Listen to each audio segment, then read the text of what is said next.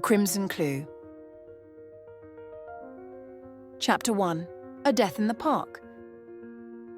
Detective Marcus Kane had seen his fair share of grisly crime scenes, but the body in High Point Park was something else.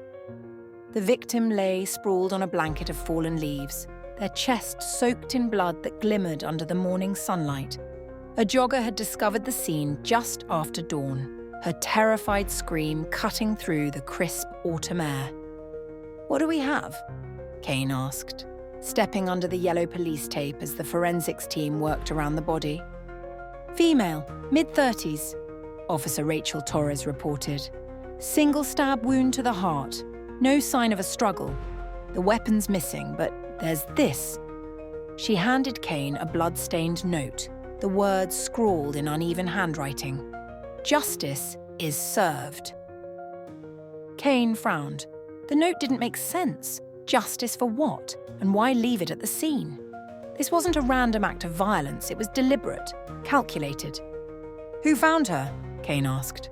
"A jogger. Name's Melanie Grant. She's over there." Torres gestured toward a woman wrapped in a police blanket, her face pale and tear-streaked. Kane approached her, his voice calm and steady. "Miss Grant, I'm Detective Kane. I know this is difficult, but I need to ask you a few questions. Did you see anyone in the park?" She shook her head. "It was so early. The park was empty. I just saw her lying there. At first I thought she'd fallen, but then I saw the blood." Kane nodded sympathetically, taking down her statement. "Did you recognize her?" "No, I've never seen her before," Melanie replied, her voice trembling. Chapter 2. The First Threads. Back at the precinct, Kane sat across from his partner, Detective Lena Morgan. The two had worked together for years, their dynamic a balance of Kane's methodical nature and Morgan's intuitive leaps. "What do you make of the note?"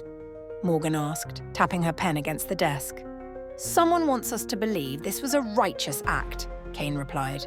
"The question is, righteous for whom?" Morgan flipped through the victim's preliminary report. Her name's Vanessa Caldwell, no criminal record, worked as an accountant, single, no kids. Nothing to suggest she'd be targeted for something like this. Kane leaned back, his fingers steepled. "We're missing something. The note's a message, but it's not meant for us." "What about her personal life?" Morgan asked. "Exes, enemies." "That's our next step," Kane said, standing. "Let's start with her colleagues and see if anything stands out." Their first visit was to Caldwell's workplace, a small accounting firm downtown. The office manager, Linda Hargrove, was visibly shaken by the news.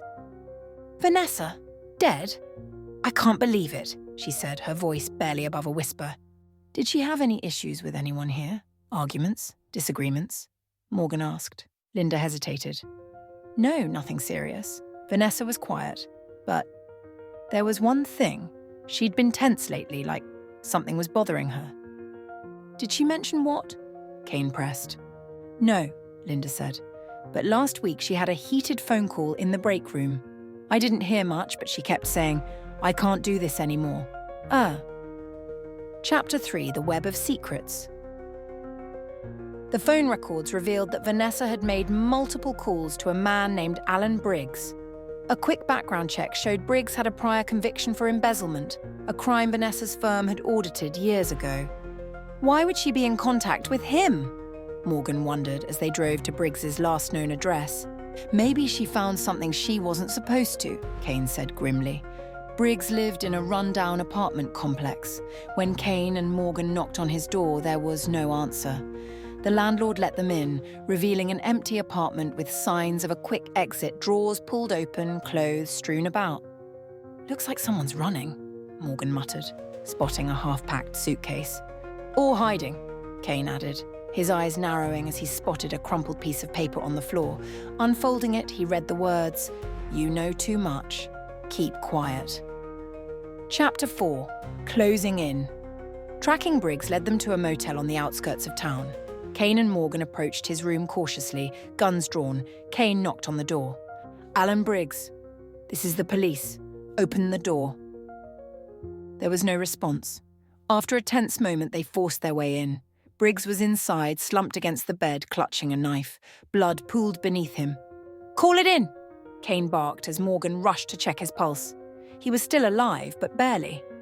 An ambulance arrived, and as paramedics worked on Briggs, Kane spotted a blood-stained envelope on the nightstand. Inside was a confession. "Vanessa discovered my connection to the embezzlement. She threatened to expose me. I didn't mean to kill her, but she left me no choice. I'm sorry." Epilogue: Justice and Closure. The case seemed closed, but Kane couldn't shake the feeling that something was off. The note at the scene didn't match Briggs's handwriting, and the method felt too precise for a crime of passion. A week later, new evidence surfaced. Surveillance footage from a nearby shop showing a second figure in the park that night. Someone had staged the scene to frame Briggs. The real killer was still out there. As Kane and Morgan reopened the investigation, one thing was clear: the case wasn't over. The shadows of deceit still loomed large, and justice demanded they find the truth.